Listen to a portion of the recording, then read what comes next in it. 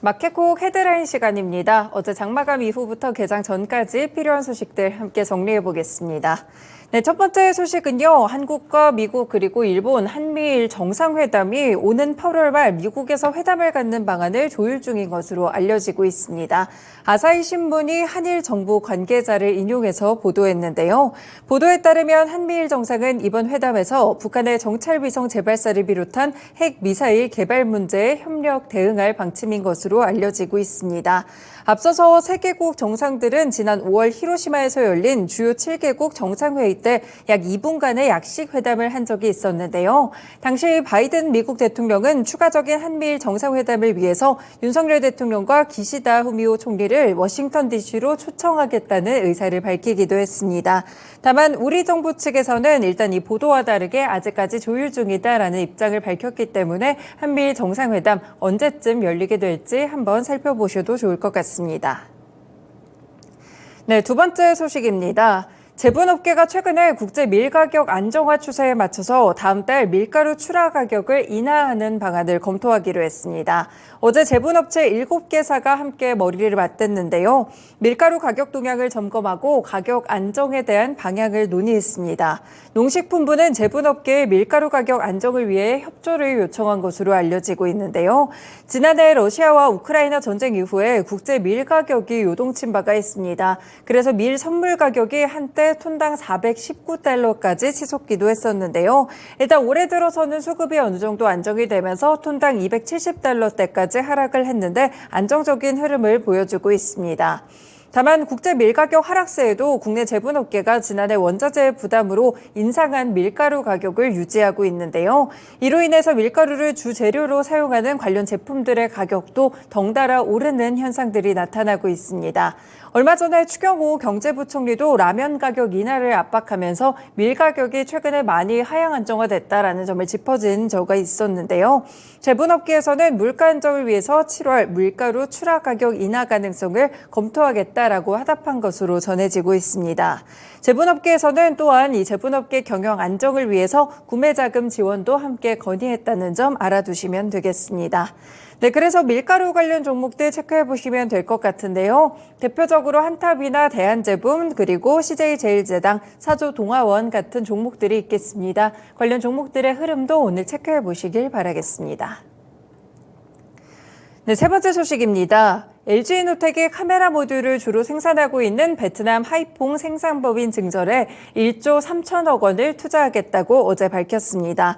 베트남 생산법인이 직접 투자하는 방식이고요. 투자 기간은 오는 7월부터 2025년 12월까지입니다.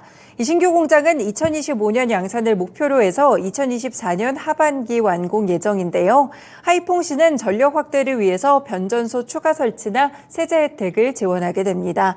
이번 증설로 베트남 공장의 카메라 모듈 생산 능력은 2배 이상 확대가 될 것으로 보이는데요. 그래서 LG이노텍 측에서는 올해 이 고객사 물량을 더 안정적으로 공급하고 국내외 공급망도 한층 강화될 것으로 보고 있습니다.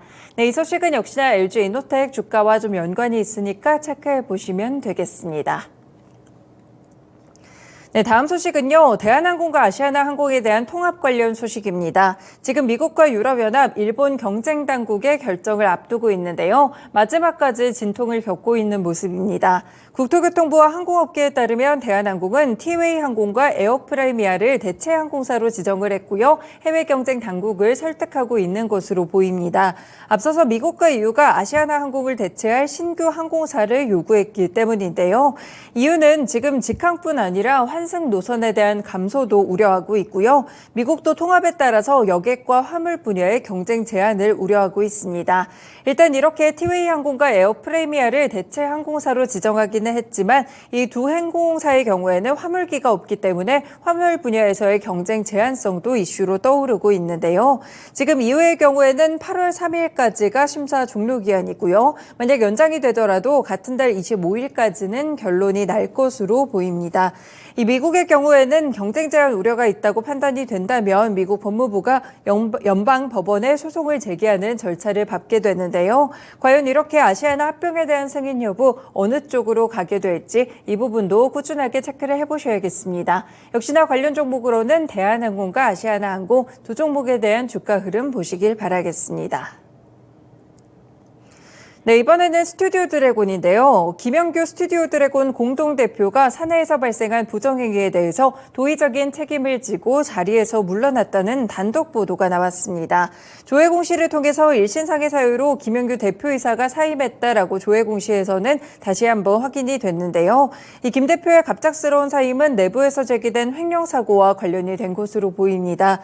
최근에 스튜디오 드래곤은 한 콘텐츠 제작사가 회사 돈을 횡령했다라는 제보를 받았고 내부 감사를 진행한 바가 있었는데요. 이 스튜디오 드래곤 관계자는 구체적인 감사 내용을 말하기는 조금 어렵지만 콘텐츠 제작 과정에서 부정행위가 있었다는 것이 확인됐다면서 콘텐츠 부문 총괄이던 김영규 대표가 도의적인 책임을 지고 사임했다라고 설명을 했습니다.